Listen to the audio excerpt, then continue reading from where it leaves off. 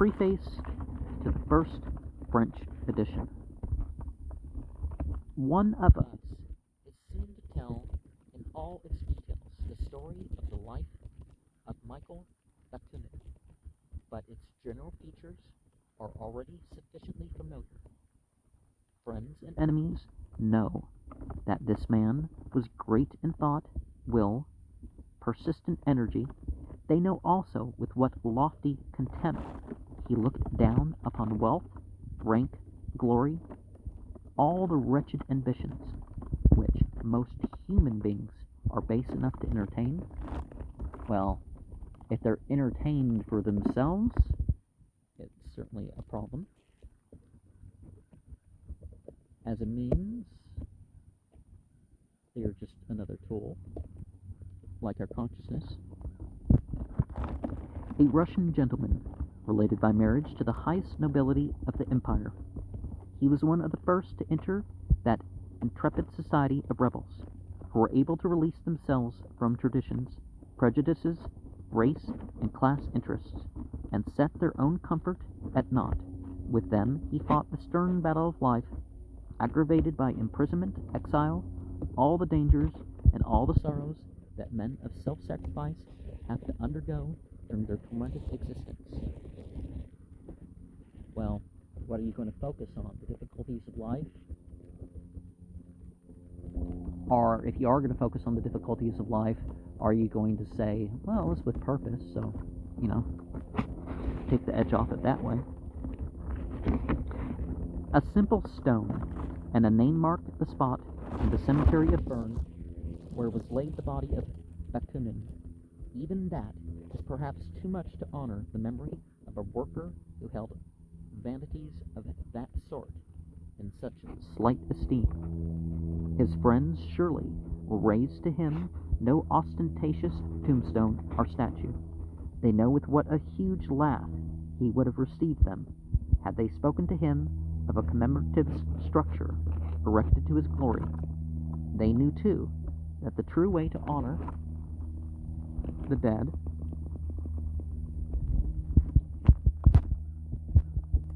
is to continue their work with the same ardor and perseverance that they themselves brought to it.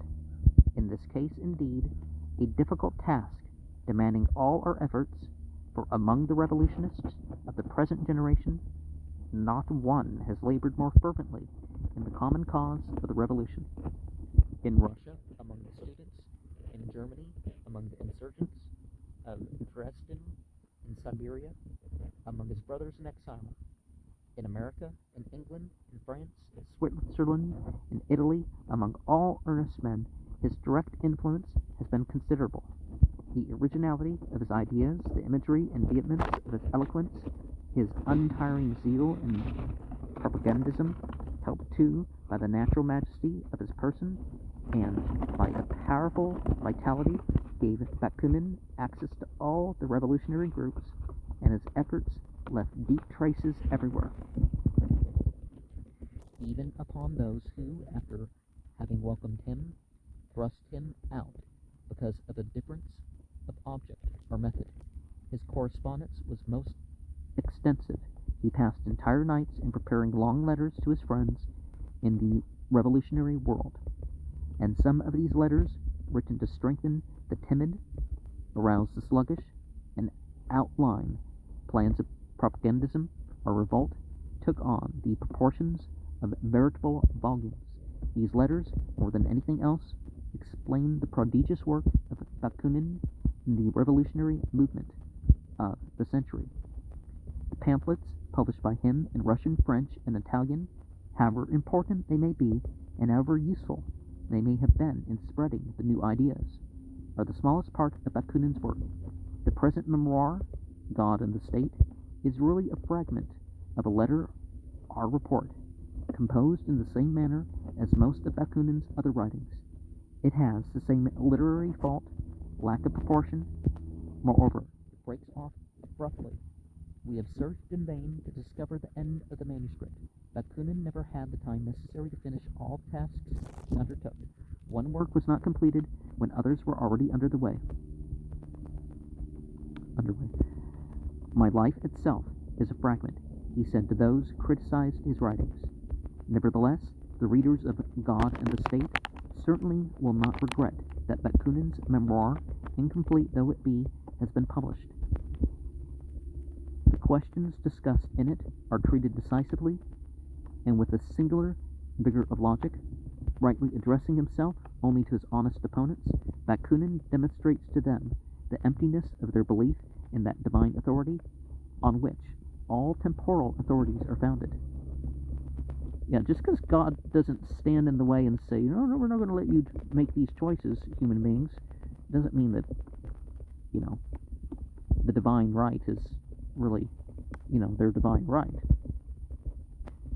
He proves to them the purely human genesis of all governments, finally, without stopping to discuss those bases of the state already condemned by public morality, such as physical superiority, violence, nobility, wealth. He does justice to the theory which would entrust science with the government of societies, supposing even that it were possible to recognize, amid the conflict of rival ambitions and intrigues, who are the pretenders and who are the real savants. While there's also the difference between science and philosophy of science, and that a method of election could be found which would not fail to lodge the power in the hands of those whose knowledge is authentic. What guarantee could they offer us the wisdom and honesty of their government? On the contrary, can we not foresee in these new masters the same follies and the same crimes found in those of former days and of the present time? In the first place, science is not, it is becoming. The learned man of today is but the know-nothing of tomorrow. Let him once imagine that he has reached the end, and for that very reason he sinks beneath, even the babe just born. Now, the more you learn that you don't know, right?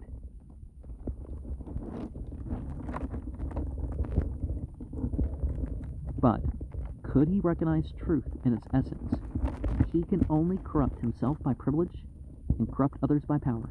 To establish his government, he must try, like all chiefs of state, to arrest the life of the masses moving below him, keep them in ignorance in order to preserve quiet, and gradually debase them, that he may rule them from a loftier throne. For the rest, since the doctrinaires made their appearance, the true or pretended genius has been trying his hand at wielding the scepter of the world, and we know what it has cost us. We have seen them at work, all these savants. The more hardened, the more they have studied. The narrower in their views, the more time they have spent in examining some isolated fact in all its aspects, without any experience of life, because they have long known no other horizon than the walls of their cheese, childish in their passions and vanities, because they have been unable to participate in serious struggles, and have never learned the true proportion of things. Have we not recently witnessed the foundation of a whole school of thinkers, wretched courtiers too, and people of unclean lives have constructed a whole cosmogony for their sole use? According to them, worlds have been created, societies have developed, revolutions have overturned nations, empires have gone down in blood, poverty, disease, and death have been the queens of humanity, only to raise up an elite of academicians, the full-blown flower of which all other men are but the manure. That these editors of the temps and the debats may have leisure to think, nations live and die in ignorance, all other human beings are destined for death, in order that these gentlemen may become immortal. But we may reassure ourselves, all these academicians will have the audacity of Alexander in cutting with his sword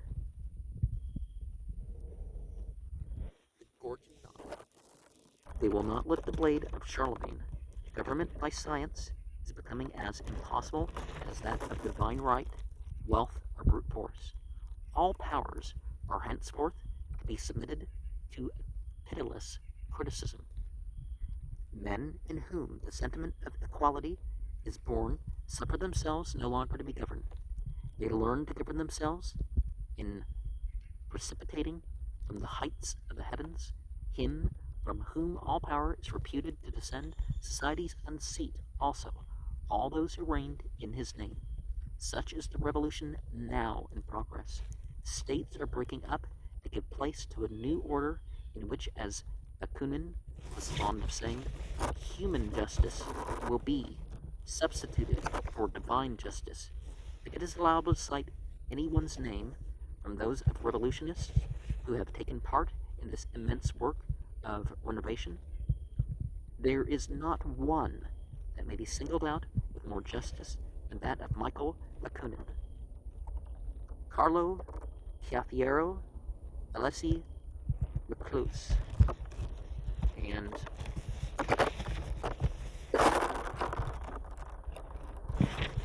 so I guess the introduction is a bit too much to say, right? And God and the State is regarded as a pamphlet, and Bakunin was more about theory than rebellion. Marx was the other way around.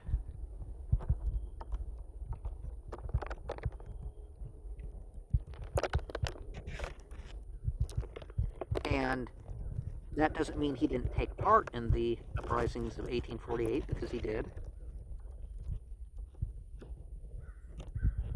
And his arrest in 1849, was very discouraging, right?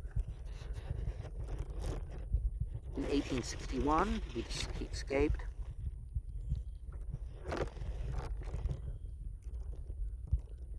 And he wasn't a systematic thinker, you could say. But then again, you could say he was, but he was systematic in a different way. And can we have authority without coercion?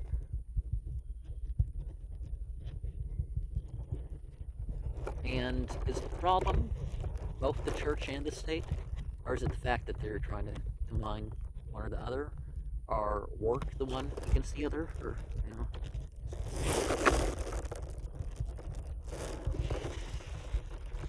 And I guess after all those Christian books, and particularly a lot of things, somebody who, certainly the church idea of God, was a bit too much for him, right? And science and priesthood. So there can be a secular priesthood. Yeah, that makes sense too. And 1882 was the first time that, that was, God of the State was printed. And, so he died 6 years prior.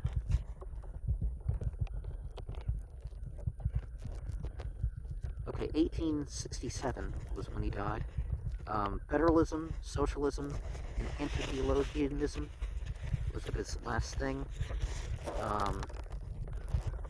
It's influenced various sorts of thinking, particularly languages that are commoner for Jewish people to speak. There are some European languages that Judaism isn't as common as it is among the Germans and the Russians, and the Italians, and the Spanish, and the Poles.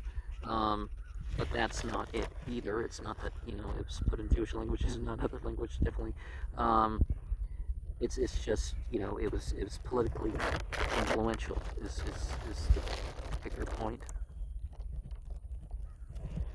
And it can be said he had disciples, so the idea of making a monument to him kind of made sense. But it's sort of a scientific socialism rather than a mere fight towards socialism like Marx would have had, superior in nature, and therefore you act out your superiority and become in charge, right?